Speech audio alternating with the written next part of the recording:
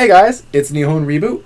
Now today I actually want to talk about language deterioration, and there's two real types, and I'm going to be explaining the first one real fast, which is like when someone starts studying a language in their early stages, and they kind of burn out and quit, and sure enough, like within a month or so, they forget all of it. But they've only been studying for like a month anyway, so like these people only know like very basic stuff, and it burns away, burns out at them, and they quit.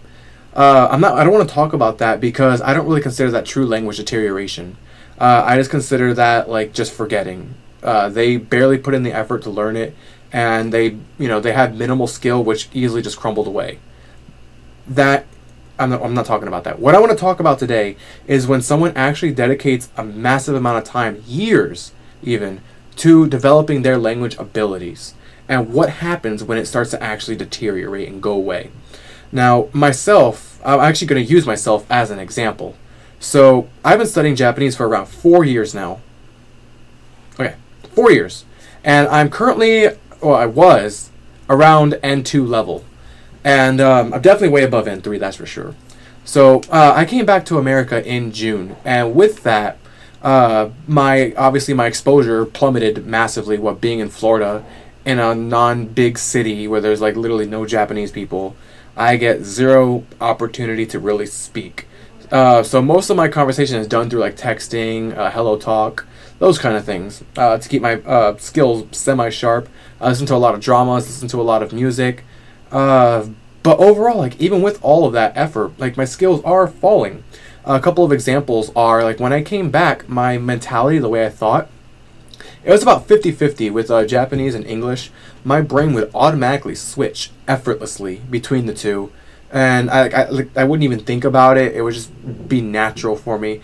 Now, fast forward, 5 months from that event, and I don't think in Japanese at all. My brain completely stopped. And that's a very bad thing, because you need to be thinking in the language. Now, if someone talks to me, and we start engaging in conversation, my brain like reboots back up, and like I'm thinking, and like I don't have to translate it into English to process it and then convert my speech from English to Japanese and send it back. I don't have to do that, at least yet. I hope that never happens again though. But that's one example. Another one is like dreaming in Japanese. It would happen almost every single night for me. Now it's a very, very rare, if at all, doesn't even occur occasion. So the fact that you lose that exposure, it automatically starts affecting you in more than one way. Another thing is just speaking in general. My speaking abilities have not really plummeted, but I can more or less speak very, very similar to how I did. I'm just not as fast in certain parts. I've slowed down with my speech production, and I'm not very happy about that. But there's not really much I can do at the moment, what with not being many speakers as well as not having much time to study. Now that we got that out the way, I want to get to the big one. This right here is what I really want to talk about language deterioration and how it truly affects you. Now, a lot of people say that when you have a second language, or when you are fluent in a second language, you actually have like a second personality, right?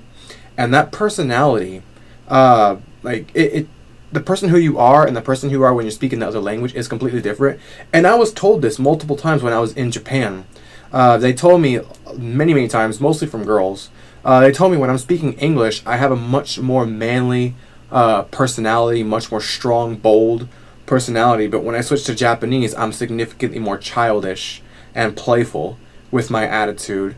And I didn't really notice it, until like literally 5, 6, 7.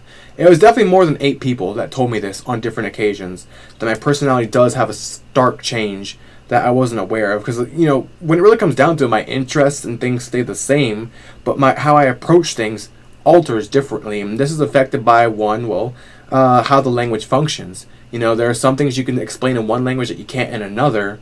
And with limitations and language barriers also piling that up, your brain takes alternate routes to convey what you're trying to do. And that can affect how you are as a person in the different language. Other things that can come into play, my mind just flatlined, so I'm not going to even go into other things that come into play. So, getting back to the personality thing. Alright, so I just mentioned I kind of have two personalities almost. And a lot of people do, they are ever so slightly different. And others are more drastic than others.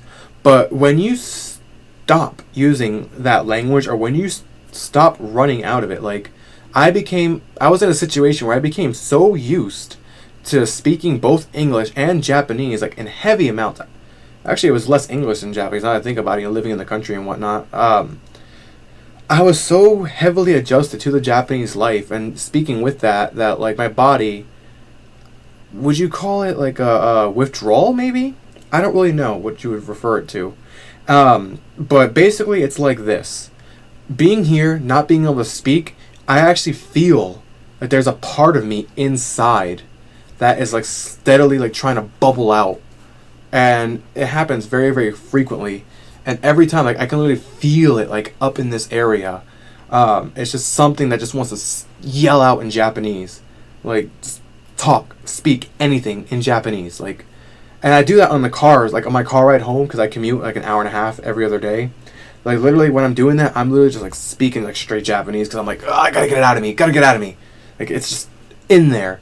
And it's true, like, it's almost like being silenced in a way. Like, when you don't have anyone to speak with, and you can't really interact with anyone, and you can only message, you're limited to texting and Skyping, not even Skyping, texting and, like, Facebook messaging, because your friends are too busy to Skype, or the time zone is so bad that you can't really do phone calls or line chats, things like that. You really do feel like a part of you is being, like, pushed away, like, silenced, and it really gets to you. At least it's getting to me. I mean, everybody's different, but that's how I am. I feel like there's literally a piece of me trying to just break out, and people don't really understand, like, why am I trying to go back to Japan so fast? Like, the people around me, they can't process it. I don't know, and they're like, why do you want to go back so badly? Why do you want to go back? It's because there's something inside me that's literally trying to shake out and say, just use the language. Like, it's literally in there. And that's one of the reasons why I really need to go back. It's just because there's a piece of me that can only really be expressed there. Throughout my 4 years of studying, it slowly developed. I slowly developed another personality.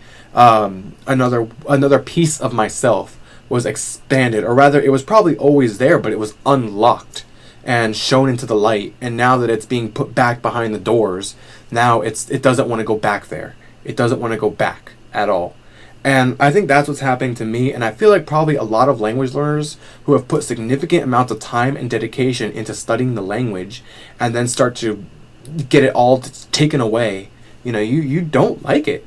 You don't like it at all. It's not fun. And there's only really so much I can do when I think about it. At the end of, good lord, my double chin. Anyways, there's only so much you can do. Like, whenever you are, like, actually studying. Like, right now, I'm preparing for N2. When I came back in June, I could have aced that thing. That was not a problem. Like, I literally took practice test after practice test. I was just beasting it. No problem. Effortless. Not effortless. That's a lie. It took a little effort, but I got through it. Now, now that I'm actually going through it and restudying and everything, it is significantly harder. This is only 5 months that's passed since I've had all that exposure, and it's amazing how much I have degraded. Like, I mean, when it really comes down to it, like, I can still talk, just fine, daily conversations. I can go into details, things like that. I'm still at a pretty high level, but it's taking me more time to process it. And there are certain advanced vocab and certain advanced grammar structures that have kind of went away, or like they need to be refreshed. These things that you forget, like these little tiny subtle details, it really hits you like when they steadily start adding up. Kanji, surprisingly, my reading ability is identical. It didn't deteriorate at all. Kanji's always been my best subject, so like I see a kanji twice and it's like locked in pretty much permanently. So like I've been blessed with that. Grammar, on the other hand, oh buddy boy, that's been going away. So yeah. Anyways, I'm kind of rambling at this point, so I'm kind of going to end it here before I hit that 10-minute mark. So let me know what you guys think. Like, when you study for so long, like, do you ever have that feeling as well, or is that more just me? I really actually do want to hear about this, because, like, this is something that's been bothering me for quite a while. And people are now, actually, this is kind of unrelated, but, like, with the, recent election with Trump and Clinton and whatnot, I've been posting for a while about trying to go back into Japan, and nobody, like, made any, like, notice on my Facebook or anything like that. And I made one today about, like, how Everything is like going according to plan. Like I'm trying to, get back, got everything planned. I got my visa almost like ready if I get the job interview. I got like my JOPT N3, my TESOL certifications, like all that's lining up. And they're like, well, they think that I'm leaving now because of Trump doing good. And I'm like, no, I was going to leave regardless. Yeah, anyways, I digress. So that's the end of my video. Let me know what you think. Also, bonus thing I just want to mention real fast. I did purchase a new microphone. So you guys notice that I'm not wearing that goofy headset anymore. Let me know what you guys think. It was actually a pretty expensive one. Like it's a very, very common, it's called like a Blue Yeti. It's very, very highly used among the YouTube community. So I really wanted to know like what you guys thought about it. Is it a much better improvement? Because I literally bought this just for this channel right here. I want you guys to be able to hear me better. I'm trying to improve the quality of my channel little by little in increments. So yeah, just let me know. If you like the video, feel free to subscribe or do whatever you want. You all are adults. And for the kids that are watching, well, you should respect your elders and maybe hit that subscribe button. I greatly appreciate it. Yeah. If you don't, what can I say? I'm not the best J-blogger. I'm not the best YouTuber. So, yeah, if like you don't think this video isn't good enough to subscribe, don't worry. I'm trying to improve. All right.